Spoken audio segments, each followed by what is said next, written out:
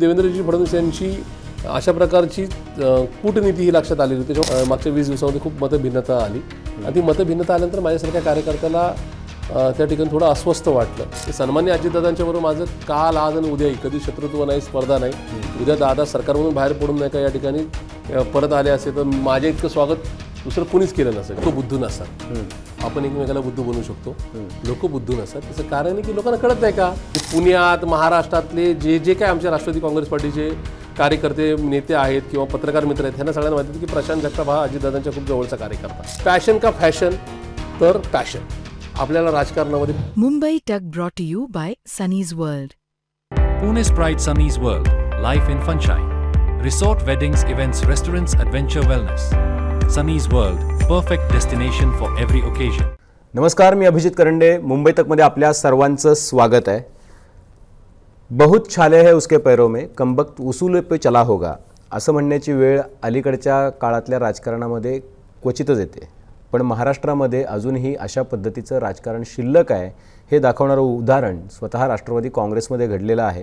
त्याचं कारण असं आहे की राष्ट्रवादी काँग्रेसचे दोन्ही पक्ष म्हणजे शरद पवार यांचा पक्ष आणि अजित पवार यांचा पक्ष एकत्रित निवडणूक लढण्याच्या तयारीत असतानाच पुण्यामधून त्याला प्रशांत जगताप जे शहराध्यक्ष आहेत त्यांनी विरोध केल्याचं समोर आलं. त्यावरून बरीच चर्चा झाली, दोन्ही पक्षांमध्ये चर्चा झाली, दोन्ही पक्षांच्या नेत्यांमध्ये चर्चा झाली आणि त्यानंतर प्रशांत जगताप यांच्याशी स्वतंत्रपणेही नेत्यांनी चर्चा केली आणि त्यानंतर काल त्यांचा राजीनामा समोर आला. पण नेमकं घडलं काय पडद्यामागे, नेमक्या काय घडामोडी घडल्या, नेमकं प्रशांत जगताप यांना काय खटकलं, नेमका त्यांचा संविधानासोबत जायचा निर्णय म्हणजे नेमका काय निर्णय आहे आणि या सगळ्याचे परिणाम काय होणार आहेत. त्यांनी हा निर्णय घेण्यामागे त्यांचा राजकीय विचार आहे की केवळ सेक्युलर विचारधारेसोबत राहण्यासाठी त्यांनी हा पवित्रा घेतलेला आहे. या सगळ्याबद्दल आपल्याला चर्चा करायची आहे आणि आज स्वतः मुंबईतच्या स्टुडिओमध्ये प्रशांतदा जगताप दादा आपलं खूप खूप स्वागत आहे.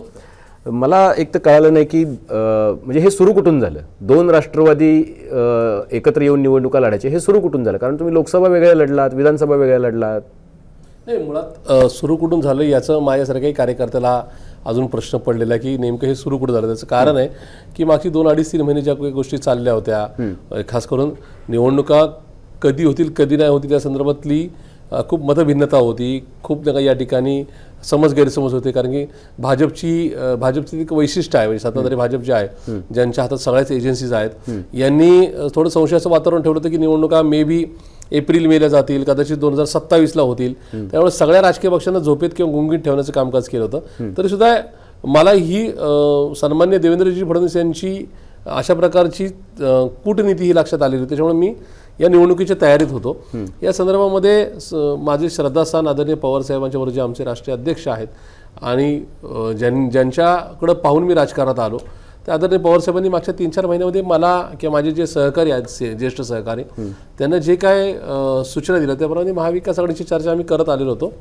आणि मग ह्या 10-20 दिवसामध्ये जसं एखाद्या घरामध्ये 10 मेंबर्स असते की 1-2 लोकांचं वेगळं मत असं, त्यामुळे काही 1-2 लोकांचं मत तसं आलं. ती मतं आल्यानंतर मात्र थोडेफार नका बदल होणं किंवा थोडेफार चर्चा होणं मी समजू शकतो. पण 360 डिग्रीमध्ये तो अँगल बदलायला लागल्यानंतर मात्र मागच्या 20 दिवसामध्ये खूप मतभिन्नता आली आणि ती मतभिन्नता आल्यानंतर माझ्यासारख्या कार्यकर्त्याला त्या ठिकाणी थोडं अस्वस्थ वाटलं आणि म्हणूनच आता कालचा माझा राजीनामा झालेला आहे. नाही, मला असं वाटतं की म्हणजे हे 20-1 दिवसांमधलंच आहे एकूण जे काही जास्त दिवसाचं त्याच्या आधी काही अशी चर्चा बिलकुल नाही, बिलकुल नाही. कधी साहेबांशी भेटल्यानंतर ताईंशी भेटल्यानंतर मुळातच मान्य पवार साहेबांना याच्यामध्ये घेऊन असं माझ्यासारख्याला वाटतं. कारण की पवार साहेब हे देशाचे लोकनेते आहेत. पवार साहेब कधीही महापालिकेच्या निवडणुका, जिल्हा परिषद, पंचायत समिती किंवा नगरपालिका, ग्रामपंचायतीमध्ये त्या ठिकाणी फार काही लक्ष घालत नाही. प्रचाराला काहीतरी ते मागच्या 20 वर्षापूर्वीमध्ये गेले असतील, पण अशा प्रसंगामध्ये ते काही फार जात नाहीत. त्यामुळे हा निर्णय जो झाला हा मे बी नाही का एखाद्या नगरपालिकेच्या कार्यक्षेत्रात झाला असेल, एखाद्या महानगरपालिकेच्या कार्यक्षेत्रात झाला असेल किंवा एखाद्या जिल्हा परिषदेच्या कार्यक्षेत्रामध्ये झाला असेल तर तो तिथले जे काय संघटना आणि संघटनेवरचे नेते यांच्यामध्ये झालेला हा विषय असं माझ्यासारख्या कार्यकर्ता वाटतं. त्याच्यामुळे मी आवर्जून सांगेल की सन्मान्य पवार उद्या जर हा निर्णय जरी होणार असेल तर याच्याशी मान्य पवारसाहेबांचा अर्थार्थी संबंध जोडू नये. निश्चितपणे. पण बघा असं आहे की ज्यावेळेला हा 20 दिवसांपासून हे चालू झालं त्यावेळेला तुमच्याशी चर्चा वगैरे तुम्ही संघटनेमध्ये पुण्यामध्ये चर्चा केली, तुमचे ज्या लोकांची वेगळी मतं होती त्यांच्याशी चर्चा केली, काय त्यांची नेमकं काय म्हणतात त्याला रिझर्वेशन काय होतं की का एकत्र लढायला पाहिजे, का कारण? याच्यामध्ये एक विषय असा होता की सन्मान्य अजितदादा हे आमच्या पुणे शहराचे पुणे जिल्ह्याचे पालकमंत्री आहेत. सन्माननीय अजितदादांच्या ह्या पक्षाच्या या सगळ्या प्रक्रियेमध्ये मे बी म्हणजे भाजपबरोबर ते एवढ्या निवडणुकीवर जात नाहीत. म्हणजे आजही ते राज्याचे उपमुख्यमंत्री आहेत, आजही भाजप म्हणजे देवेंद्रजी फडणवीस यांच्या सरकारमध्ये ते आहेत. असं असताना एका निवडणुकीपुरतं ते मर्यादित काळाकरता या महाविकास आघाडीबरोबर किंवा आमच्या पक्षाबरोबर येऊ इच्छितात. आणि त्याच्यामुळे ह्या सगळ्या गोष्टीमध्ये पार्टी म्हणून किंवा आता त्या पार्टीत मी नाही, त्यामुळे त्या पार्टीच्या उद्याच्या जागा वाटप पण युती किंवा आघाडीच्या गोष्टीवर मला काही भाष्य करायचा अधिकार नाही. पण ज्या प्रक्रियेत मी जेव्हा मागच्या कालच्या दुपारपर्यंत होतो त्यास मात्र माझं स्पष्ट म्हणणं होतं की आपण महाविकास आघाडी म्हणून त्या ठिकाणी जावं. शेवटी लोकसभा असेल, विधानसभा असेल, 2019 सालापासून वेगवेगळ्या राजकीय सामाजिक आंदोलनाच्या कार्यक्रमामध्ये आपण तिन्ही पक्ष एकत्रित आहोत. पुणेकरांनी हीच फ्रेम पाहिलेली आहे, त्या फ्रेममधून जावं एवढंच माझं म्हणणं होतं. आणि याच्या पलीकडे मी सांगतो की सन्मान्य अजितदादांच्या बरोबर माझं काल आज आणि उद्याही कधी शत्रुत्व नाही, स्पर्धा नाही. उद्या दादा सरकारमधून बाहेर पडून नाही का या ठिकाणी परत आले असे तर माझ्या इतकं स्वागत दुसरं कुणीच केलं नसतं. कारण की सन्मान्य अजितदादांच्या हाताखाली मी 24 वर्ष कामकाज केलं आहे. त्यांच्यावर माझं कधी अपमानास्पद, कधी नाही का बघून घेण्याची भाषा, असं कधीच काय कुठलाच नाही का त्या ठिकाणी प्रसंग घडलेला नाही. पण माझ्या सरकारला असं वाटत होतं की पुणेकरांना आपण मतं मागायची तर पुणेकरांनी कुठल्या मतावर आपल्याला मतदान करावं. जर मी देवेंद्रजी फडणवीसांच्यावर आरोप करतोय शहराचा अध्यक्ष या नात्याने की या पुण्याचं म्हणजे या देशामध्ये नव्हे तर या जगामध्ये 12,500 मुख्य शहर आहेत आणि त्या मुख्य 12,500 शहरामध्ये ट्रॅफिक जाममध्ये पुण्याचा नंबर 5वा लागलाय 12,500 शहरांमध्ये. तर त्याला जबाबदार देवेंद्र फडणवीस आणि महायुती सरकार आहे. पण त्याच महायुती सरकारमधला एक पक्ष आपल्याबरोबर जर आघाडीत असेल तर मात्र मॉरली देवेंद्रजींच्यावर किंवा भाजपवर टीका करायचा आपल्याला अधिकारच राहत नाही. तोच विषय आहे की देशामध्ये नरेंद्र मोदींचं सरकार आहे आणि देशाचे गृहमंत्री अमित शहा आहे. त्यांच्या गृह खात्याने मागच्या महिन्यात जो अहवाल छापलेला आहे त्या अहवालामध्ये देशामध्ये गुन्हेगारीमध्ये राज्यात नाही तर देशाच्या गुन्हेगारीमध्ये पुण्याचा 1 नंबर लागलाय. मग या सगळ्या गुन्हे म्हणजे आता या राज्यात सरकार कोणाचं आहे तर देवेंद्र फडणवीसांचं आहे. पुणे जिल्ह्यात का सत्ता कोणाच्या ताब्यात आहे, त्यांच्याच पक्षाच्या किंवा त्यांच्या मित्र पक्षाच्या ताब्यात आहे. आणि असं असताना जर पुण्याचा क्रमांक गुन्हेगारीमध्ये 1 नंबर लागला असं तर हेच महायुती सरकार जबाबदार आहे. आणि त्यांच्यामध्येच एका घटक पक्षाला आपण बरोबर घेतलं तर जी मिळणारी मतं आहेत आपल्याला पुणेकर महायुतीला कंटाळेत का तर 100% कंटाळेत, देवेंद्र फडणवीसांच्या किंवा भाजपच्या कारभाराला कंटाळेत का तर 100% कंटाळेत. पण मग याच्यातून पुणेकरांना जर नाही का आपल्याला आकृष्ट करायचं असेल किंवा पुणेकरांसमोर आपल्याला मतांची ओंजळ पुढे करायची असेल तर पुणेकर पाहणार की तुम्ही नेमके कोणाबरोबर आहात. तिसरा विषय जो होता तो त्याच्यामध्ये असं होतं की याच गृह मंत्रालयाने म्हणजे अमित शहांच्या गृह मंत्रालयाने राज्यात देवेंद्र फडणवीसांची सत्ता आहे हे माहिती असून सुद्धा म्हणजे भाजपचं सरकार माहिती असून सुद्धा त्या गृह मंत्रालयाने जो तक्ता जाहीर केला आहे, जो अहवाल जाहीर केला आहे त्याच्यामध्ये देशामध्ये भ्रष्टाचारामध्ये पुण्याचा नंबर 1 लागलेला आहे. म्हणजे सगळ्या गोष्टीला जबाबदार कोण आहे? महायुती सरकार जबाबदार आहे ना. बीजेपी आहे, बीजेपीच्या बरोबरचे महायुतीतले घटक पक्ष आहेत. आणि असं असताना आपण जर गेलो तर त्या ठिकाणी अडचण होईल अशीच माझी त्या ठिकाणी मला असं वाटतं की तुम्हाला असं वाटतं का की जर तुम्ही अजितदादांसोबत गेला असतास तर एका पद्धतीने तुम्ही सेक्युलर विचारांशी प्रतारणा केली असा त्याचा अर्थ झाला असता म्हणून तुम्हाला तो निर्णय निश्चित माझं म्हणणंच असं होतं की एक माइंडसेट क्लिअर झालेला आहे. तो पुण्याचाच नाही तर महाराष्ट्राचा माइंडसेट क्लिअर झालेला आहे की कुठल्या पक्षाचे आमदार हे अल्पसंख्याकांना टार्गेट करून बोलतात, कुठल्या पक्षाचे आमदार हे हिंदू मुसलमान वाद लावतात, कुठल्या पक्षाचे आमदार हे विकास कामांपेक्षा मारझोडची भाषा करतात. अशा प्रत्येक पक्षाच्या काही नाही का कॅटेगरी ठरलेल्या आहेत. पण त्याच्यामुळे आमचं असं स्पष्ट म्हणणं होतं की कुठला एक समाज एका पक्षाशी जॉईन नाही आहे, कुठलाही समाज किंवा धर्म हा कुठल्या पक्षाशी बांधील नाही. पण जर या सगळ्या नाही का गदारोळामध्ये सरकार म्हणून जे नाही का चुकतंय त्याच्यामध्ये एक सक्षम विरोधी पक्ष जो यांना कोणाला अंगाला लावून न घेता आपल्या सुरक्षेसाठी सामाजिक बांधिलकी म्हणून जर असं उतरत असेल तर त्याच्या बाजूनी हा दुसरा वर्ग निश्चित जायला तयार आहे. पण त्याच्यासाठी एक निर्णायक भूमिका घेण्याची गरज आहे आणि म्हणून ती भूमिका माझ्या पक्षाने मागच्या काळात बजावली.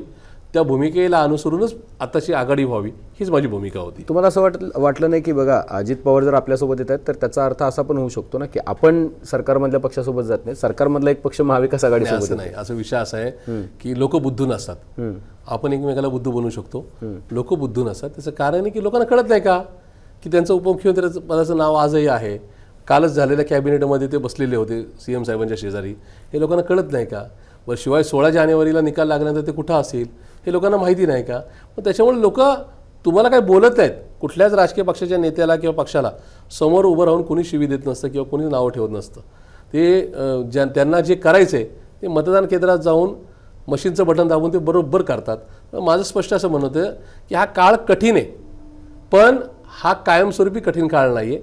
याच्यामध्ये मी ह्याच आपल्या राज्याचंच म्हणणं नाही, देशातले जे राजकीय पक्ष निर्णायक भूमिका घेतील, तो आकडा आपला मोठा आला काय निवडून किंवा छोटा आला काय, याच्यापेक्षा ज्या वेळेस म्हणजे जॅन्झी का झालं, ते नेपाळला झालं असेल किंवा तिकडं श्रीलंकेला जॅन्झी नाही पण बांगलादेशला वेगळ्या स्वरूपाचं आंदोलन झालं, आता तर सिरियामध्ये झालं, आता तर वेगवेगळ्या देशांमध्ये होतं आहे. हे का होतं आहे तर एखादा पक्ष सत्तेत सहभागी झाल्यानंतर खूप म्हणजे पब्लिकला टेक इट ग्रँटेड धरून जे काही निर्णय घेतो आणि विरोधी पक्ष पण ज्यावेळेस त्याच्यामध्ये सहभागी होतो त्यावेळेस त्या देशांमध्ये असा उद्रेक होतो. आणि माझ्यासारख्याला असं वाटतं की या राज्यात या देशामध्ये आजही विरोधी पक्षाला पुन्हा एकदा पुनरागमन करण्यासाठीचा स्पेस नक्कीच शिल्लक आहे. फक्त त्याच्यासाठी आपल्याला घट्ट विचारधारा घेऊन आणि त्याचबरोबर आपली आक्रमकता टिकून ठेवावी लागेल. सत्तेसाठी काही महापालिकांमध्ये 10-20 महापालिकेतला नगरसेवकांचा आकडा येण्यासाठी कुणाबरोबर तरी कॉम्प्रोमाइज करू नये, एवढीच माझी भूमिका होती. तुम्हाला असं वाटतं की ज्या पद्धतीनं अजित पवार गेलेले आहेत भाजपसोबत, तर ती सेक्युलर विचारधारेसोबत एका प्रकारे फारकत आहे याचा अर्थ? कारण तुम्ही जे म्हणताय त्याचा अर्थ तोच होतो की त्यांनी विचारधारेशी फारकत घेतली. तुम्ही आता म्हणून तुम्ही सत्ताधारी पक्षासोबत जाऊ शकत नाही कुठल्याही. ठीक आहे, मी 2 गोष्टीसाठी हा निर्णय घेतला, म्हणजे मी प्रामाणिकपणे सांगतो. कारण याच्यामधला आहे ना आयडिओलॉजी फार महत्त्वाचा विषय झालेला आहे. तुम्ही जेव्हापासून तुम्ही वाचला असेल, तुम्ही मला माहित नाही ट्विटर फेसबुक बघताय का, मी रोज पाहतो, पण त्याच्यामध्ये तुम्ही निर्णय घेतल्यापासून गेल्या 18 तासापासून ज्या कमेंट्स तुमच्याबद्दल पडत आहेत, ज्या पद्धतीने तुमचं फार कौतुक होतं आहे आणि ते आयडिओलॉजीबद्दल पडतंय. म्हणून मी हा प्रश्न विचारला की भाजपसोबत अजित पवारांनी जाणं हे एका प्रकारे फारकत घेण्यासारखं आहे का? कारण ते म्हणतात की आम्ही यशवंतरावांचा विचार सांगतोय, तुम्ही म्हणतायत की नाही आपण त्यांच्यासोबत जाऊन हा विचार नाही मांडू शकत. नाही, 2 गोष्टी सांगतो. विचारधारेचा विषय क्लिअर आहे. मी सन्मान्य अजितदादांच्या नेतृत्वाखाली त्यांच्या हाताखाली 99 सालापासून 2023 पर्यंत कामकाज केलं. म्हणजे पुण्यात महाराष्ट्रातले जे काय आमच्या राष्ट्रवादी काँग्रेस पार्टीचे कार्यकर्ते नेते आहेत किंवा पत्रकार मित्र आहेत ह्यांना सगळ्यांना माहिती आहे की प्रशांत जगताप हा अजितदादांच्या खूप जवळचा कार्यकर्ता. त्याच्यामुळे आणि त्या क्षणापर्यंत ज्या दिवशी दादांनी शपथ घेतली त्या क्षणापर्यंत दादांचं माझं कधीही कुठंही चुकीच्या पद्धतीचे त्या ठिकाणी काही कुठल्या प्रकारचा गैरप्रकार घडला नाही. 2 जुलैला दादांनी दुपारी शपथ घेतल्यानंतर त्या दिवशी माझ्यासमोर एवढाच विषय होता की प्रशांत दादांबरोबर गेलो तर आपल्याला MLC पण मिळेल, कदाचित राज्यसभा पण मिळेल. त्याच्यासाठी मला कोणाकोणाचे फोन आले पुढच्या 2 दिवसामध्ये, मी निर्णय जाहीर झाल्यानंतर ते मी या ठिकाणी सांगू इच्छित नाही. पण मला एकच माहिती होतं की आपल्याला पुरोगामी चळवळीच्यासाठी संविधानाच्या लढ्यासाठी आपल्याला या ठिकाणी आपल्याकडं एकच मोठा नेता आहे ज्यांचं नाव मान्य शरदरावजी गोविंदरावजी पवार अर्थात आदरणीय पवारसाहेब, आणि त्यांची साथ आपल्याला सोडायची नाही. त्याचबरोबर सन्मान्य पवारसाहेबांनी महाराष्ट्रासाठी देशासाठी जे काही केलेलं आहे चांगलं केलं आहे, त्यासाठी पवारसाहेबांची साथ इमान इतबारे निभवायची.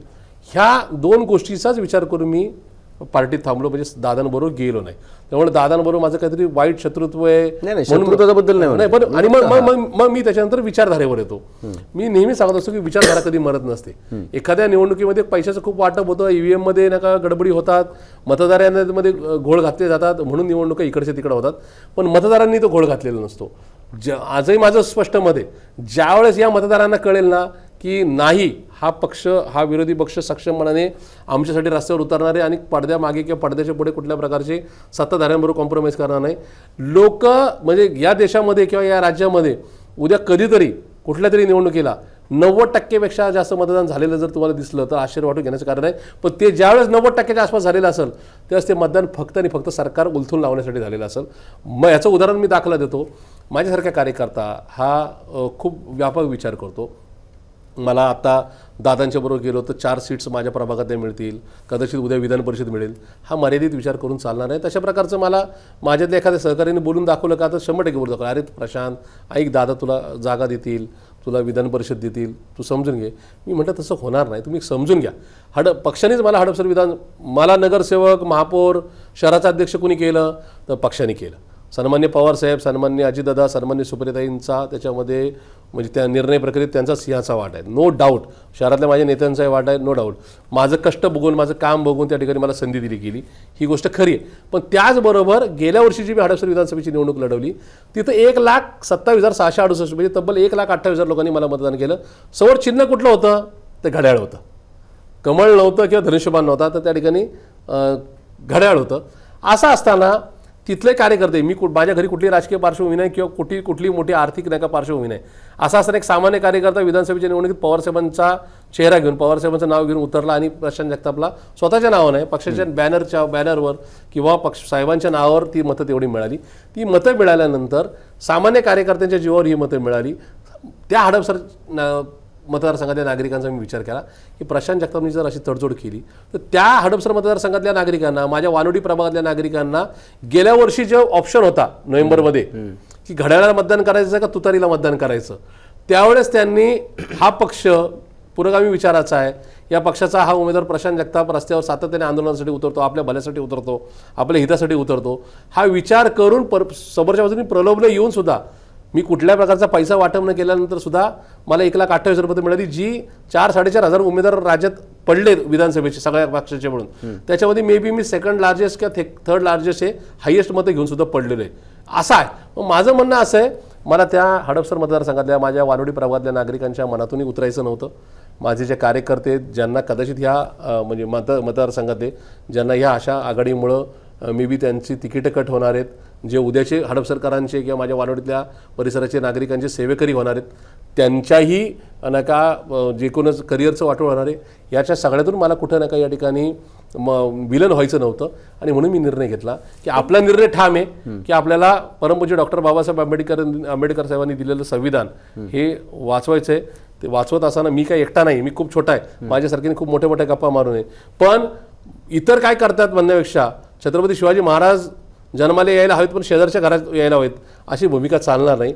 ज्या ठिकाणी छत्रपती शिवाजी महाराज असतील, डॉक्टर बाबासाहेब आंबेडकर असतील किंवा महात्मा ज्योतिबा फुले असतील किंवा शाहू महाराज असतील, हे आपल्याच घरात जन्माला यावेत अशी भूमिका ज्या दिवशी होईल त्या दिवशी क्लिअर. ठीक आहे. याचा अर्थ असा आहे की उद्या जर 2 राष्ट्रवादी, आता जवळपास चर्चा त्यांची झालेलीच आहे, जी माहिती आमच्याकडे त्याच्यानुसार ते 2 राष्ट्रवादी एकत्र आल्या तर याचा एक अर्थ असा निघतो तुमच्या या सगळ्या बोलण्यावरून की राष्ट्रवादी काँग्रेस आत्ता जे कोणी संचालन करत आहे किंवा जे कोणी निर्णय घेत आहेत लोक, त्यांनी आपल्या विचारांशी एका प्रकारे प्रतारणा केलेली आहे. कारण की त्यांनी जे काही सांगितलं गेल्या 2.5-3 वर्षामध्ये ते बरोबर त्याच्या विरोधामध्ये काम करणाऱ्या लोकांसोबत जाणार आहेत. नाही, माझी तुम्हाला एक प्रामाणिक विनंती राहील. मी काल पण माध्यमांना विनंती केली की आता मी त्या पक्षातून राजीनामा देऊन काल सायंकाळी 6 वाजता बाहेर पडलेलो आहे. सन्मान्य पवारसाहेबांचं, सन्मान्य सुप्रियाताईंचं खूप पाठबळ माझ्यासारख्या कार्यकर्त्याला मिळालेलं आहे. माझ्यासारख्यावर विश्वास ठेवून त्यांनी माझ्याकडे जबाबदाऱ्या पण सोपवल्या होत्या. हा आता उद्याच्या काळात त्या राष्ट्रवादीवर आघाडी करायची का आणखीन कुठल्या पक्षावर म्हणजे माझ्या पूर्वीच्या पक्षाची आघाडी व्हायची, हा निर्णय सर्वस्वी आमचे पक्ष नेतृत्व घेईल, तत्कालीन पक्ष नेतृत्व. त्याच्यामुळे या संदर्भामध्ये उद्याच्या काळामध्ये सुद्धा त्यांच्यावर माझ्याकडे माझ्या बाबतीत प्रश्न विचारू नये ही माझी कळकळीची विनंती राहील. कारण की मी त्या संदर्भात इमोशनल आहे. कारण की मी पवार साहेबांना मी एक माझा शब्द नक्की आहे की माझ्या आयुष्याच्या अखेरच्या क्षणापर्यंत मी पवार साहेबांना श्रद्धास्थान मानेल. शेवटी मी त्याच्या पक्षात जरी नसलो तरी काही मंडळी आपल्या आयुष्यावर कायम या ठिकाणी आपल्या मनपटलावर नाही का राज्य करतात, त्याच्यामध्ये मान्य पवार साहेब आहेत. त्यामुळे मी कालही सगळ्यांनी विनंती केली की आता पक्ष कुणाला उमेदवारी देतोय किंवा कुठल्या पक्षावर आघाडी युती करतोय याच्यामध्ये मॉरली माझा नैतिक कुठला अधिकार नाही. आम्ही जी माहिती आहे आम्हाला त्याच्यानुसार की तुमची शरद पवार साहेबांशी पण चर्चा झाली, जवळपास तुम्ही काही तास त्यांच्यासोबत बोललात. साहेब म्हणजे तुमचं इमोशनल नातं आहे साहेबांशी, हे पण माझं एक नक्की आहे. माझं कुठल्या प्रकारचं राजकीय नातं नाही साहेब, इमोशनल नातं. इमोशनल नातं म्हणजे मी 10 जून 1999 मी ह्या दादरला शिवाजी पार्कला जेव्हा पक्ष जॉईन केला, कसा आलो काय आलो, माझं वय होतं 21 वर्ष 2 महिने. आई वडिलांनी जा म्हणले काय अडचण नाही, आलो. गंमत सांगतो त्यावेळेस स्वप्न काय होतं, कारण की काँग्रेसचा बोलबाला होता. काय स्वप्न होतं, आपण एक वॉर्ड अध्यक्ष व्हायचं, पुढच्या 2-5 वर्ष जाऊन नगरसेवक व्हायचं, बस. पण एक नक्की आहे की मी माझ्या पहिल्या कॉलेजच्या जीवनापासून एक डोक्यात ठेवलं होतं, पॅशन का फॅशन, तर पॅशन आपल्याला राजकारणामध्ये. आणि मी हे नेहमी सांगतो की माझे आयडॉल पवारसाहेब आहेत, पण काहींकडे बघून मी कायम शिकलो. म्हणजे मागच्या काळामध्ये आदरणीय पवारसाहेबांनी हा आदर्श घालून दिला आहे की तुम्हाला राजकारणात काम करायचं तर फुल टाईम काम करा, टाईमपास म्हणून काम करायचं नका. म्हणून पवारसाहेबांचा आदर्श मी घेतला. मी फुल टाईम म्हणजे त्याच्यामुळे मे बी आर्थिक गणितात मी कधी कमी पडतो, पण मी फुल टाईम नाही का राजकीय आणि सामाजिक कार्य. तुम्हाला जेव्हा तुम्ही पहिल्या दिवसापासून म्हणजे 21व्या वर्षी जो मुलगा एखाद्या पक्षामध्ये एखाद्या नेत्यासोबत येतो ते सोपं नाहीये. टीनेज मुलगा जेव्हा येतो पक्षामध्ये किंवा एखाद्या नेत्यासोबत, त्याचं करिअर, आम्ही पण आमच्या करिअरमधले जे पहिले टप्प्यातले जे लोक आहेत त्यांच्याशी आमचं इमोशनल बॉन्डिंग असतं. तर तुम्ही ज्या वेळेला काल परवा जेव्हा शेवटचं कधी भेटलं असेल पवारसाहेबांना आणि तुमच्या डोक्यात हा आता निर्णय असेल की आता आपल्याला साहेबांना पक्षप्रमुख म्हणून भेटता येणार नाही, किंवा आता साहेबांना आपल्याला अशा पद्धतीनं राष्ट्रवादीचा नेता म्हणून आपल्याला ते आपल्या मागे नसेल, काय तुमची भावना काय होती? बघा, मी काल पण भावना धरून ठेवल्या, आजही भावना दाबून ठेवतो मी. कारण मी दोन प्रसंग असे आले, एकदम दोन प्रसंग आले एकदम की मला कोणीतरी सांगितलं की प्रशांत तू इमोशनल जास्त आहेस आणि व्यावहारिक नाही. तर मी मागच्या 10 दिवसामध्ये 2 प्रसंगांना सामोरं गेलो. साहेबांना जेव्हा नमस्कार करायला गेलो मागच्या म्हणजे 12 डिसेंबरला, तेव्हा इमोशनल होतो मी की डोळ्यात पाणी होतं की बाबा म्हणजे की साहेब तर चांगलंच करतात माझ्यासाठी, पण या संदर्भामध्ये मला जर इथून बाहेर पडायची वेळ आली, मला दिसत होतं की या सगळ्या गोष्टी कदाचित होऊ शकतात मे बी, कारण की त्याला त्या दुजोरा मान्य पवारसाहेब किंवा मान्य सुप्रियाताईंनी दिलेला नव्हता. खालच्या पातळी काही गॉसिप चालू होते, त्याच्यामुळे त्यावेळेस डोळ्यात पाणी होतं की साहेबांना सोडून जात असताना किंवा अशा प्रकारे आपण निर्णय घेतला तर मे बी ज्या पवारसाहेबांना आपण दैवत मानतो आजही, उद्या यांनी माझ्या अखेरच्या श्वासापर्यंत, म्हणजे मी उद्या ह्या पक्षात नसणार म्हणजे कधीच तरीसुद्धा, तर यांच्या भावना दुखावल्या गेल्या, अशा प्रकारे दुखावल्या जातील किंवा ह्यांच्याशिवाय मला जीवन जगावं लागेल असं डोळ्यात पाणी होतं. काल मात्र निर्णय घेताना डोळ्यात पाणी होतं, पण ते मी आवर्त घेतलं. ते म्हणजे तुम्ही मागच्या 1 महिन्यातल्या सगळ्या स्टोरीज जर बघितलं असेल तर मी ढसाढसाच रडलो टीव्हीच्या समोर. काल माझ्यासमोर व्यवहार होता, तो माझ्या बाजूने नव्हता, तो पलीकडच्या बाजूने होता. मला असं वाटलं की ठीक आहे ना, एक पक्ष पक्ष म्हणून कामकाज करतोय, काही व्यावहारिक म्हणजे राजकीय जीवनामध्ये काही व्यावहारिक निर्णय घ्यायचे असतात, त्याच्यामध्ये माझ्या भावनात्मक विचार करण्यामुळं त्यांना काही जर निर्णय घेण्यामध्ये बाधा येत असेल तर आपण बाजूला व्हायला हवं.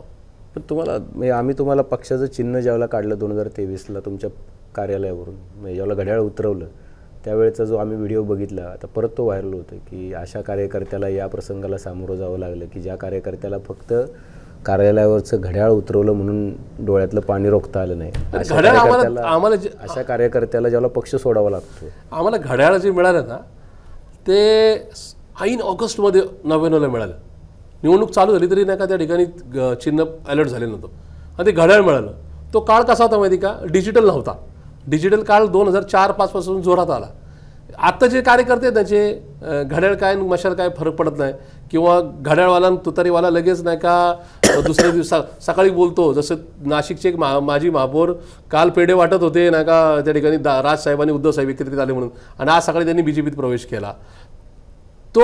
त्यांनी कदाचित असे कष्ट केले नसेल. आम्ही 99 पासून साधारणतः म्हणजे जोपर्यंत घड्याळ मर्ज होत म्हणजे तिकडे पलीकडे जात होतो तोपर्यंत घड्याळ तुम्ही माझ्यावर विश्वास ठेवा, कदाचित त्याचे फोटो नसेल, कारण की फोटो काढायला पण त्यावेळेस कॅमेराच लागायचा, मोबाईल नव्हता. आम्ही खळ लावून पोस्टर छापून घड्याळाचे नाही का पोस्टर लावलेले, म्हणजे ते चिन्ह पोचवणं, त्या चिन्हासाठी कुठलं गाणं शोधून आणणे, कविता शोधून आणणे, किंवा त्या चिन्हाचं नाही का टॅगलाईन करणे, छोटे बोर्ड लावणे, त्या हाताने पेंटर्स द्यायचे, म्हणजे बोर्ड्स पण काय डिजिटल नव्हते, असा काळ. त्याच्यामुळे ते चिन्ह होतं. आणि बरं त्या घड्याळावरच आम्ही 2-3 निवडणुका जिंकलो होतो. त्यामुळे एक कनेक्ट असा होता की नाही यार घड्याळ उतरवलं जातं आहे. आणि मग त्याच्यामुळं पण ते घड्याळ उतरवून जर डोळ्यात पाणी होतंच.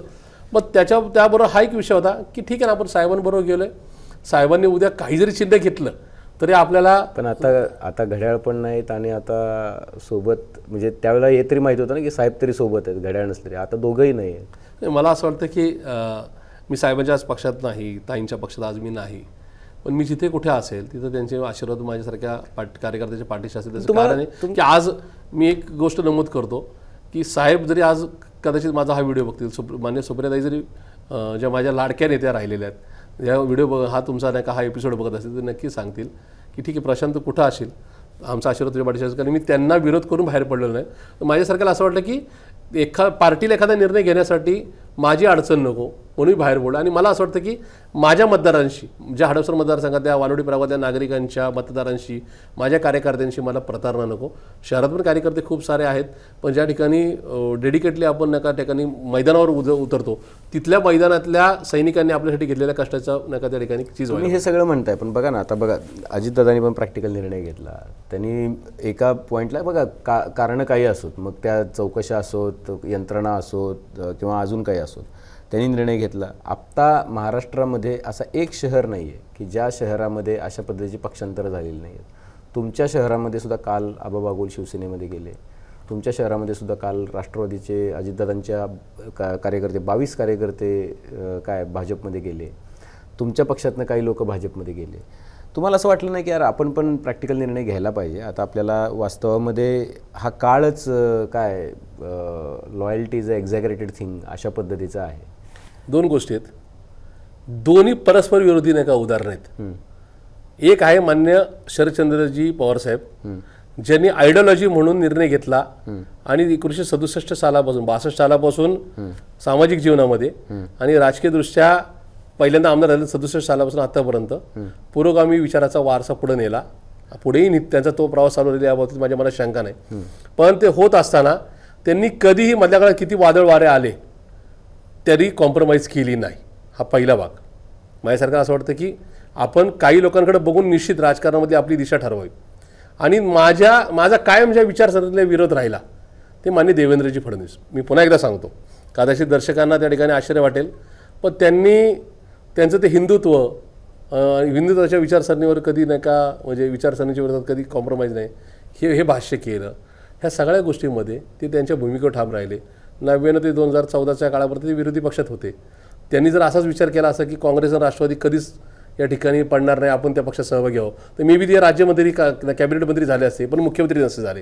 त्यामुळे प्रत्येक राजकीय कार्यकर्त्यांनी लक्षात ठेवावं, पवारसाहेब जर विरोधी पक्षातून किंवा सत्ताधारी पक्षात एक साध्या कार्यकर्त्यापासून या राज्याच्या मुख्यमंत्रीपदाच्या 4 वेळा टर्म केल्या असतील किंवा देशाचे संरक्षण मंत्री झाले असतील आणि राज्याचे या राज्यामध्ये एक नगरसेवक महापौर असणारे व्यक्ती 3ऱ्यांदा राज्याचा मुख्यमंत्री देवेंद्र फडणवीस झाले असतील, तर मला असं वाटतं की सबका टाईम आता आहे. बिरबलाने अकबराच्या सूचनेनुसार अकबराला खूप अस्वस्थ वाटत होतं, त्यावेळेस त्यांनी एक सांगितलं एक टॅगलाईन शोधून काढ, आणि त्यांनी दुसऱ्या दिवशी पेंटर आणला दरबारामध्ये लिहून दिलं. त्यावेळेस ते अकबराचं लक्ष होतं, ते वाक्य असं होतं, ये वक्त भी गुजर जाएगा. त्याचा अर्थ ज्या सुखात आहेत, ज्या BJPत आहेत त्यांनी लक्षात ठेवावं की ये वक्त भी गुजर जाएगा. आज तुमचे अच्छे दिन आहेत पक्षाचे, ते नक्की संपणार आहेत. आणि आमच्यासारखे जे विरोधी पक्षातले कार्यकर्ते आहेत, विचारधारेवर काम करणारे कार्यकर्ते आहेत, त्यांनी पण कायम लक्षात ठेवायचं ये वक्त भी गुजर जाएगा. आज पब्लिक ह्यांचा सगळा तमाशा डोळ्याने बघते, हा तमाशा पब्लिकच थांबवेल आणि विचारधारेवर काम करणाऱ्या कार्यकर्त्यांना, पक्षांना या ठिकाणी मुख्य प्रवाहात नक्की आलेल. आता पुढं काय सगळ्यात महत्त्वाचा प्रश्न आहे की मला एक प्रश्न विचारायचा राहून गेला या सगळ्यामध्ये. तुम्हाला कधी मधल्या काळामध्ये मग 20 दिवसात दादांचा फोन नाही आला का? मला मगापासून असं वाटत होतं की दादांचा फोन वगैरे दादा फार हरवून नाही, तुम्हाला माहिती आहे डायरेक्ट फोन लावतात. अरे काय झालं, मी मधल्या काळात 1-1.5 महिन्यामध्ये खूप साऱ्या प्रेस कॉन्फरन्स झाल्या ज्याच्यामध्ये मी सातत्याने त्यांच्या म्हणजे महाविकास आघाडी म्हणून जावं असा प्रकारचा हट्ट धरला. ते त्यांच्या कानी गेल्यामुळं तशा प्रकारचा म्हणजे मला मेसेज आला पण फोन कॉल काय आला नाही आणि मी सुद्धा स्वतः त्या संदर्भात त्या ठिकाणी कुठं काही पुढाकार घेतला नाही. त्याच्यामुळे कारण असं होतं की 2023ला आत्ता आणि भविष्यात सुद्धा सन्माननीय अजितदादांबरोबर माझं काय कुठल्या प्रकारचं विरोधाचं किंवा वैरत्वाचं काही कारण नव्हतं. माझा विचार होता एक टीम बांधल्यानंतर महाविकास आघाडी म्हणून एक पूरक वातावरण शहरात असताना आपण त्या बाजूने गेलं पाहिजे, महाविकास आघाडी म्हणून गेलं पाहिजे, हाच विषय होता. त्याच्यामुळे दादांशी पंगा घ्यावा अशा प्रकारचा काही विषय कालही नव्हता, आजही उद्या पण नसेल. पण एक विषय नक्की आहे की पुणे शहर हे महात्मा ज्योतिबा फुलेंचं कर्मभूमी म्हणून ओळखली जाते. छत्रपती शिवाजी महाराज, छत्रपती संभाजी महाराजांची जन्मभूमी म्हणून ओळखली जाते. जरी शिवनेरी आणि पुरंदर नाही का असेल जिल्ह्यात असेल तरी शेवटी त्यांचं बालपण दोघांचं इथंच या शहरामध्ये गेलेलं आहे. त्याच्यामुळं इथं करत असताना त्यांचाच इतिहास आपण तपासून पाहावा की या ठिकाणी जीवनामध्ये संघर्ष येतो, पण संघर्षामध्ये या ठिकाणी आपण संघर्षावर 2 हात केले तर पुढची 100, 200, 400 वर्ष आपलंच नाव या ठिकाणी इतिहासामध्ये राहतं. आता पुढं काय सगळ्यात महत्त्वाचा प्रश्न जो काल संध्याकाळपासून जो विचारला जातोय तो हा आहे की आता प्रशांत जगताप पुढे काय करणार आहेत. काल मी त्याच्यात क्लॅरिफिकेशन दिलं. एक की मी कुठल्याही परिस्थितीत निवडणूक लढणार, निवडणुकीतून माघार नाही. दुसरं, मी सन्मान्य सुप्रियाताई सुळेंना कुठल्या राजकीय म्हणजे सत्तेतल्या आणि एकूणच सत्तेबरोबरच्या कुठल्या मंडळींनी मला फोन कॉल करून काय ऑफर दिल्या तेही दाखवलं. म्हणजे ही परवाची घटना आहे. राजीनामा माझा काल झाला आहे, परवाच मी मुंबईमध्ये येऊन मान्य सुप्रियाताई सुळे आणि मान्य शशिकांत शिंदे साहेबांना ते दाखवलं. त्याच्यामुळे तिथंही जाण्याचा विषय नाही. एक नक्की आहे की मला पुरोगामी विचार पुढे न्यायचा आहे का तर न्यायचा आहे. मी एकटाच त्याच्याशी बांधिलकी जपणार आहे का तर माझ्यासारखे असे हजारो असेल, पण त्याची मोड बांधणारा जो पक्ष असेल त्याच्यावर जायला हवं.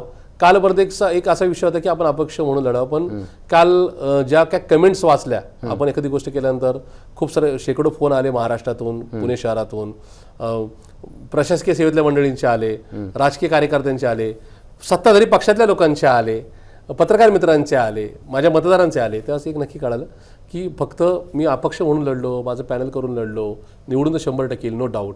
पण त्याच्यानंतर मग प्रशांत जगताप स्वार्थी होता. प्रशांत जगतापला फक्त नाही का या ठिकाणी या विचारधारेवर कॉम्प्रोमाइज करायची नव्हती, पण याही विचारधारेसाठी काही पुढाकार घ्यायचा नव्हता, म्हणून प्रशांत जगतापनी नाही का अपक्ष म्हणून निवडणूक लढवली. अशा प्रकारचा माझ्यावर शिक्का लागायला नको म्हणून ब्रॉड माइंडेड जाऊ म्हटलं. आपला प्रवास ठरलाय ना, म्हणजे मी नेहमी सांगतो की पुनर्जन्म असत का नाही मला माहिती नाही, पण पुनर्जन्म जर असला तरी पुन्हा एकदा अभिजित कारंडे म्हणून आणि प्रशांत जगताप म्हणून नाही. जे कर्तृत्व करून दाखवायचं ते या जन्मात करून दाखवायचं. मग माझा विषय क्लिअर आहे. माझा आज एज 47 आहे. पुढची 25-30 वर्ष मला पॉलिटिकल करिअर करायचं आहे का सोशल करिअर करायचं आहे. याच्यामध्ये जो पक्ष कधीही भारतीय जनता पक्षावर मला वरच्या नाही का केंद्रात आणि राज्यामध्ये सत्तेमध्ये दिसणार नाही, त्या पक्षावर जाण्याचा विचार नक्की राहील. आत्ता तरी एकच पक्ष दिसतोय तसा. काँग्रेस हा एकमेव पक्ष आहे की ज्याचं कुठलं कॉम्प्रोमाइज होऊ शकत नाहीये. बाकी सगळ्या पक्षातून लोक इकडे तिकडे जातात आणि पक्ष पण जातात. आता काँग्रेसच्या 125 वर्षाचा 135 वर्षाचा इतिहास तसा सांगतो. त्याच्यामुळे अर्थात माझ्या कार्यकर्त्यांशी माझ्या चर्चा चालू आहेत, माझ्या भागातल्या नागरिकांच्यावर चर्चा चालू आहेत. त्यांच्या सगळ्यांचा कानोसा घेऊन आज रात्रीपर्यंत माझा निर्णय नक्की झालेला असेल. पण तुमची चर्चा झाली काँग्रेसच्या नेत्यांशी काही? नाही, माझी झाली नाही. काही माझे मित्र जे आहेत, कॉमन मित्र जे असतात वेगवेगळ्या राजकीय पक्षांमधले, त्याच्यामध्ये काँग्रेसमधल्या काही मित्रांबरोबर माझी चर्चा झाली. त्यांनी निश्चित मला त्या संदर्भातला सल्ला द्यायचं कामकाज केलं. आणि मला असं वाटतं की आपली दिशा जर फायनल आहे, आपल्या त्या दिशेचा प्रवास जर फायनल आहे, तर मात्र आपण त्याच्या संदर्भामध्ये योग्य तो निर्णय लगेच घ्यावा. कारण आता नॉमिनेशनला 5 दिवस शिल्लक राहिलेले आहेत. त्याच्यामुळे मला जो काही निर्णय घ्यायचा आहे तो आता 5 वाजलेत, रात्री 10 वाजेपर्यंत नक्की गेलं. मला असं वाटतं की काय तिकडं मी एका काँग्रेसच्या कार्यालयात सकाळी गेलो होतो, तर तिकडे अशी फुल चर्चा होती की प्रशांत जगताप येत आहेत आणि ते आजच प्रवेश करणार आहेत. नाही, मी पूर्वनियोजित जो आपला कार्यक्रम होता, मान्य अभिजितजी माझे खूप चांगले मित्र आहेत, त्यांनी मला इन्व्हाइट केलं होतं कालच्या 2 दिवसाच्या घटनेवर. त्याच्यामुळे मी आज स्टुडिओमध्ये आलो. निश्चित मी मुंबईतच आता आहे. पुढच्या 2-5 तासामध्ये जो काही निर्णय होईल तो सर्वात प्रथम मुंबई तकच्या माध्यमातून दर्शकांना कळवला जाईल. पण तुम्हाला म्हणजे हा एक झाला भाग, पण जर उद्या असं झालं की काँग्रेस, समजा हायपोथेटिकल प्रश्नाला राजकारणामध्ये काही किंमत नसते तरी पण विचारतो मी, उद्या तुम्ही काँग्रेस हा असा पक्ष आहे की जो जनरली उजव्या विचारधारेसोबत जात नाही, पण स्थानिक पातळीवरती अनेकदा असं आहे की काँग्रेस आणि NCPची युती आघाडी झालेली आहे. अशी वेळ जर उद्या आली तर परत तुम्हाला असं वाटत नाही की आपल्याला पुन्हा एकदा याच विचाराशी डील करायला लागेल का? मुळात विषय असा आहे की मी आज काँग्रेसमध्ये नाही, आत्ता तर या वेळेपर्यंत नाही, किंवा काँग्रेसला आता सल्ला सांगण्याचा पण मला अधिकार नाही. पण एक पुरोगामी चळवळीचा कार्यकर्ता या नात्याने किंवा पुणे शहराचा एक नागरिक या नात्याने मी त्यांना नक्की सांगू शकेल की पुणे शहर हे देशातलं 2ऱ्या क्रमांकाचं शहर भौगोलिकदृष्ट्या आणि या राज्यातलं 1 क्रमांकाचं शहर आहे. या शहरामध्ये सामाजिक राजकीय चळवळ, शैक्षणिक या ठिकाणी पंढरी म्हणून ओळखली जाते. या शहरामध्ये निर्णय घेत असताना 10 वेळा आपण विचार करावा. सत्तेतली गणितं काय बसतात याहीपेक्षा उद्याच्या लोकसभा, विधानसभा निवडणुका या शहरातल्या नागरिकांनी त्याचबरोबर आपल्या विचारधारेने आपल्याबरोबर राहण्यासाठी निर्णय योग्य तो घ्यावा, हीच मी त्यांना विनंती करेल. अर्थात सर्वस्वी निर्णय घेण्याचे अधिकार हे काँग्रेसच्या पक्षश्रेष्ठींना आहे. तुमच्या कुटुंबातल्या लोकांची काय भावना होती? हे सगळे 20 दिवस चालले, ते टीव्हीवर बघत असतील, ते घरी बघत असतील, तुम्ही एवढे लोक येत आहेत, जात आहेत, भेटत आहेत. नाही, मी खूप पॅनिक झालेलो होतो मागच्या 20-25 दिवसामध्ये. माझ्या कुटुंबाचं असं म्हणणं होतं की तुझा प्रवास आम्हाला माहिती आहे आणि माहिती असताना तुझे जर जीवाची घालमेल होत असेल आणि त्याच्यामध्ये काही जीवाचं बरं वाईट जर झालं, म्हणजे बरं वाईट होऊ शकतं ना, की मी 2 आणि 3 तास झोपत होतो या विचारांनी, रात्री उशीर येत होतो, सकाळी लवकर बाहेर निघून वेगवेगळ्या मंडळींना भेटत होतो, की कन्व्हिन्स करत होतो की असं नको तसं नको. आणि या सगळ्या गोष्टीमध्ये जर आपलं आयुष्यच किंवा आपलं कुटुंब जर उद्ध्वस्त होणार असेल तर तुझी बांधिलकी समाजाबरोबर आहे, तर तू योग्य ते निर्णय नक्की घे. तुला जर इथं अस्वस्थ वाटत असेल तर तू बाहेर पड. कुठं जायचं, काय जायचं हा तुझा विचार आहे, पण त्या संदर्भामध्ये आयुष्यच नका पणाला लागेल अशा प्रकारे निर्णय घेऊ नको. आयुष्य पणाला लावायचं तर रणांगणात लाव. या ठिकाणी मनातल्या ट्विस्टसाठी तू नाही का या ठिकाणी आयुष्य पणाला नको लावू. अशा प्रकारची नाही का सूचना किंवा मार्गदर्शन माझ्या आईवडिलांचं होतं. टचवूड माझं कुटुंबाची त्याला मला साथ आहे. कुटुंबाने कधीच फायदा तोट्याचा राजकारणाचा विचार केला नाही. माझ्या मित्रमंडळीने, माझ्या कार्यकर्त्यांनी पण केला नाही आणि माझ्या मतदारांनी पण केलेलं नाही. आणि आता तुम्ही एका नव्या प्रवासासाठी तयार आहात सायकोलॉजिकली, कारण शेवटी असं ना की तुम्ही बघा, मानसिक बळ हे सगळ्यात मोठी शक्ती. कुठली मोठी असेल तर मानसिक शक्ती, मनाची शक्ती. सबसे बडा क्या है तो दम बडा, विल पॉवर. येस, तर तुम्ही तयार आहात? मी निश्चित तयार आहे. त्याचं कारण आहे की आपल्या आयुष्याचा पल्ला आपल्याला कुठपर्यंत गाठायचा आहे. कुठपर्यंत पोहोचायचं आहे, कुणासाठी जायचं आहे, कशासाठी जायचं आहे, हे सगळे सिद्धांत मनामध्ये रेडी आहेत. त्याच्यामुळे त्याच्यासाठी वाटेल ती किंमत मोजायची माझी तयारी. आणि मला असं वाटतं की तिथं जाण्यासाठी आपल्यासारख्यांच्या सदिच्छा मला तिथपर्यंत नक्की पोहोचवतील. शेवटी पुणेकर फर्स्ट, आमचा वानवडी प्रभाग फर्स्ट, हडपसर विधानसभा मतदारसंघ फर्स्ट, आणि महाराष्ट्र देश तर अर्थात नक्कीच ते तर इथं आहे. त्याच्यामुळे निश्चित त्या प्रवासामध्ये किती खाचखळगे आले, किती अडथळे आले, किती स्पीड ब्रेकर आले, तर ते ओलांडून मी तिथपर्यंत पोहोचेल. याच्यामध्ये नथिंग पर्सनल, कुणावर कुठल्या प्रकारचं वैरत्व नाही, आजही नाही, उद्या नाही, परवाही नसेल. जी लढाई असेल किंवा जो संघर्ष असेल तो फक्त आणि फक्त पुणेकरांसाठी असेल, एवढं नक्की. निश्चितपणे बघा, असं आहे की कुठल्याही राजकीय पक्ष असो, संस्था असो, संघटना असो, तर त्या संघटनेसाठी सर्वात महत्त्वाचं काय असतं की त्या विचाराची आणि कट्टर विचाराची, म्हणजे कट्टर म्हणजे एक्स्ट्रीम नव्हे, तर त्या विचाराशी ठाम असलेली, बांधिलकी असलेली लोकं, आणि ती बांधिलकी असलेली लोकच तुम्हाला तो विचार आणि तो संघटना आणि तो पक्ष जो आहे तो वरती घेऊन जाताना बघायला मिळतात. महाराष्ट्रातल्या तमाम राजकारणामध्ये आपण अशी उदाहरणं गेल्या काही काळामध्ये बघितली की ज्या उदाहरणांमुळे लोकांना विवश व्हावं लागलं, की अशा लोकांना पक्षांतर करताना बघितलं की हे लोक कधीही पक्ष सोडणार नाहीत किंवा अशा विचारांसोबत जाणार नाहीत असं वाटलं, किंवा एकमेकांच्या विरुद्ध असलेल्या विचारांसोबत. आम्ही पत्रकार आहोत, आम्ही ऑब्झर्व करत असतो की कोण कुठल्या विचाराचा हवाला देत होतं आणि आज ते काय सांगतात. पण गेल्या काही काळामध्ये महाराष्ट्रानं उलटफेर बघितलेला आहे. त्यामुळं कुठल्याही गोष्टीवरती तातडीनं विश्वास बसणं फार कठीण जातं. काल दिनकर पाटील, तुम्हाला मी उदाहरण म्हणून सांगतो, दिनकर पाटील आणि काल शिवसेनेची विनायक पांडे आणि ती सगळी मंडळी काल युतीची घोषणा केली ठाकरेंनी, तर ते एकमेकांना पेढे भरवत होते. नाशिकमध्ये पेढे भरवत होते, मुलाखती घेत होते उमेदवारांच्या.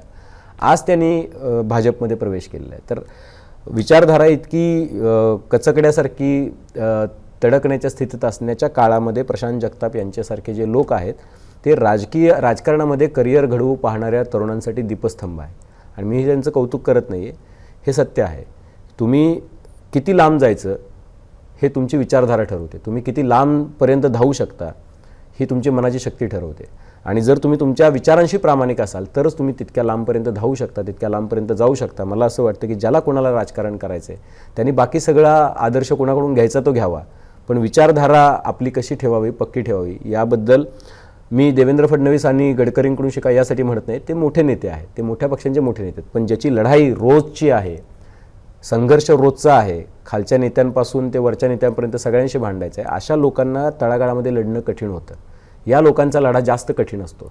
जे लोक रस्त्यावरती उभे आहेत, जे लोक काय आंदोलनं करतायत, मोर्चे काढतायत, जे लोक विचारधारेसाठी एकमेकांच्या विरोधामध्ये उभे आहेत, ते फ्रंट सैनिक आहेत, ते पुढे असणारे सैनिक आहेत. या सैनिकांचा लढा खूप महत्त्वाचा असतो. राजकारणामध्ये कायम वरती गेलेल्या लोकांचं नाव बघायला मिळतं, पण हे सैनिक जे आहेत यांच्यामुळं, यांच्या खांद्यावरती पाय ठेवून ते काय 7व्या थरावरती उभे असतात. त्यामुळे यांचा लढा फार महत्त्वाचा असतो. आणि जर तुम्हाला यशस्वी राजकारण करायचं असेल, जर तुम्हाला राजकारणामध्ये यायचं असेल, जर विचारधारा आणि या सगळ्याबद्दल तुम्हाला आस्था असेल, कुठली असो, उजवी असो, डावी असो, काय मधली असो, समाजवादी असो, तुमचा विचार जो आहे तो तुम्ही ठामपणे मांडा आणि तो लोकहिताचा असावा, याची काळजी घ्या. प्रशांतजी, तुम्हाला खूप खूप धन्यवाद. तुम्ही मुंबई तक वरती आलात आणि तुम्ही गप्पा मारत त्याबद्दल, आणि तुम्हाला शुभेच्छा तुमच्या नव्या प्रवासासाठी. धन्यवाद. आणि राजकारणामध्ये तुरळक विधानं आहेत म्हणून मी माझ्या कार्यक्रमाची सुरुवात तिथून केली होती की बहुत छाले है उसके पाव में, कमबख्त बहुत वसूल पे चला होगा. तर मला असं वाटतं की आपल्या विचारांवरती आणि ह्याची यावरती चालण्याची किंमत जी आहे ती मोजावी लागते. तुम्ही ती काल मोजली. मला असं वाटतं की याची जी भरपाई आहे तो विचारच तुम्हाला भविष्यामध्ये करून दिली. या शुभेच्छा. थँक्यू. पाहत रहा मुंबई तक.